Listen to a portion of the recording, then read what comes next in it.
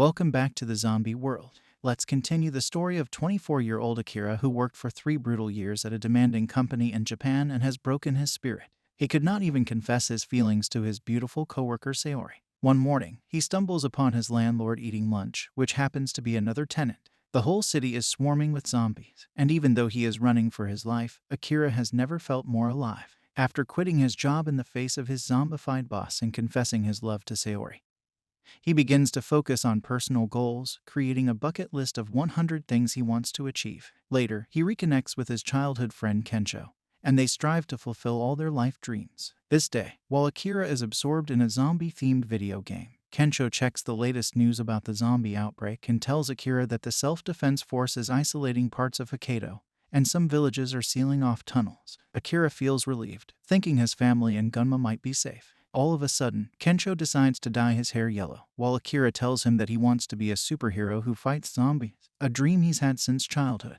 He even adds this goal to his bucket list. And to make this dream come true, Akira and Kensho decide to go to an aquarium. Hey, I, too, have a few goals on my bucket list, and if you want to help me fulfill them, subscribe. At the aquarium, they go into the back rooms. Akira finds a shark suit in a locker and uses spray paint to turn it into a superhero costume. He had told Kensho earlier that he wanted to use a shark suit as it's meant to protect against shark bites. Meanwhile, the same girl from the store and her group run into the aquarium, chased by zombies. Akira sees a chance to impress her by fighting the zombies in his shark suit, but he doesn't realize how much zombie bites hurt and needs Kensho's help. But Kensho can only watch because there's only one shark suit. Akira somehow manages to beat the zombies by throwing them into a lake, but he's disappointed when the girl doesn't seem impressed by what he did. Akira goes back to Kensho and the other survivors, and Kensho tells him to talk to the girl he wants to impress. When Akira introduces himself, the girl thinks about why he helps others. She says she appreciates what Akira does but worries that he might endanger his friends. Akira starts to think deeply about what she says.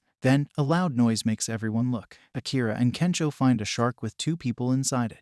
They run their heart out to avoid the zombified shark. The girl shows them an emergency exit while running from the shark and more zombies. They all made a dash for it, but the schoolgirl pushed aside Akira's crush. Reaching a safe spot, Akira notices that his crush is not there. He goes back to save her from the shark. She asks him if he means to do everything he says, and Kensho feels terrible because he can't help much. The girl has a plan to beat the shark. They split up to do different things. The girl does her part, and Akira faces the shark alone. At first, the shark is too much for him, but Kensho distracts it, giving Akira the chance to fight. The girl throws batteries to Akira, and he uses them to shock the shark. After a hard fight, Akira can say he's been a superhero like he wanted. Kensho asks the girl why she's not with the other survivors. She says she doesn't like being in big groups anymore. She sees Akira's list of things to do and talks about their different goals, and before they go their separate ways, Akira asks her about her plans. She tells him that she wants to go somewhere safe and sustainable. She shares her contact information with Akira, revealing her name as Shizuka.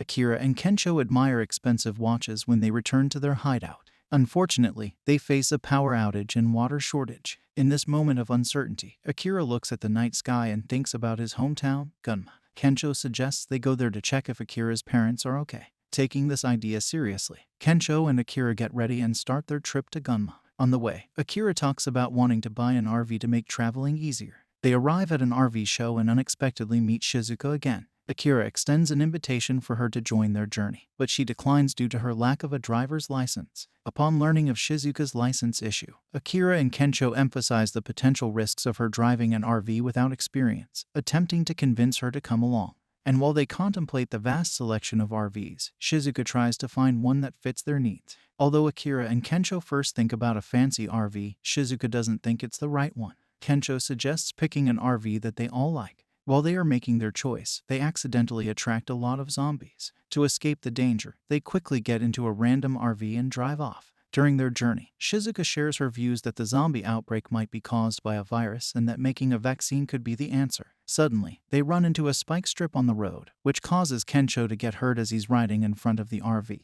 There, they meet a group led by Chief Kasugi, who used to be Akira's boss at work. Kasugi is surprised to see Akira alive and offers them a place to stay at his truck shop, complete with food, spare tires, and other necessities. Akira is thankful for Kasugi's offer of shelter. But he feels uneasy about seeing Kasugi again, the person who made his work life hard before. Kasugi has his own evil reasons for helping them and asks Akira and his friends to work for him for 2 days, using the threat of zombies to make them agree. Kasugi tells Akira what he needs to do, while Shizuka takes care of Kensho's injuries. Shizuka worries that Kasugi might exploit Akira and try to make him work for over 2 days. The next day, Akira works hard and sees the people around him are unhappy. He kindly saves some beer to share with them later. When Kasugi finds out, he first complains about using electricity for the beer. But then, he changes his mind when his team plans a welcome party for Akira and his friends. Meanwhile, Kensho and Shizuka discuss why Akira is putting up with Kasugi. A flashback shows more about Shizuka's past, and she relates it to understand how much Kasugi's actions have hurt Akira. As a child, Shizuka finds and takes care of a stray puppy, even though her father doesn't want her to, believing it's not a good idea to care for something weak. Now, Kasugi is having a welcome party for his team, and Shizuka watches from afar. While Akira grapples with his role as a waiter for Kasugi's group, Kasugi instructs Shizuka to pour him a drink.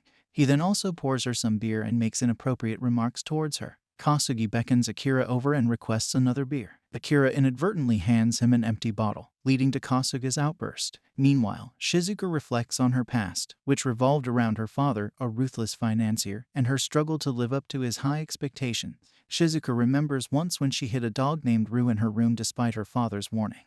And when she eventually healed Rue, she confided in her father about her dream of becoming a vet. However, her father dismissed the idea due to financial concerns and had Rue killed. Despite her grievances, Shizuka believes that obeying him is necessary for her survival. After more confrontation with Akira, Kasugi implies that Akira would be better off working for him than attempting to survive in the apocalypse with his friends. Shizuka reminisces about another moment from her past when her father pointed out less fortunate individuals and urged her to continue following his directives. She realized that obeying her father's orders only served his own interests. Returning to the RV, Shizuka discovers Akira's bucket list, adds an item to it, and informs Kasugi that she, Kensho, and Akira will be leaving after the agreed 2 days. However, Akira surprises them by deciding to stay with Kasugi, feeling that he owes him for their help. Before departing, Shizuka confesses the truth about Kasugi's ulterior motives to Akira, revealing that he had opened her eyes to the situation. She hands Akira his bucket list and asks him what he truly desires. We catch a glimpse of what Shizuka added to the list the previous night. She wants Akira to confront Kasugi. Kasugi attempts to sabotage Akira's bucket list, but Akira protects it. Akira expresses gratitude for Kasugi's assistance, but informs him of his decision to part ways. Kasugi insists that Akira won't survive outside, but Akira chooses to take his chances with his friends rather than continue working as a mindless servant for Kasugi's benefit. One of Kasugi's men returns with a truck loaded with supplies, but a zombie inside the vehicle bites him, causing chaos. Akira quickly devises a plan, enlisting the help of the delivery team. He rescues Kasugi from becoming zombie food, and the delivery team forms a barrier around them. After a dramatic escape, the people who worked under Kasugi decide to quit, leaving him behind as they depart. Now, finally, Akira, Kensho, and Shizuka head to Gunma in search of Akira's family. Thank you, anime lovers. This was from today's video. Stay in the loop to find out what unfolds next. Hit subscribe and give a thumbs up to stay connected.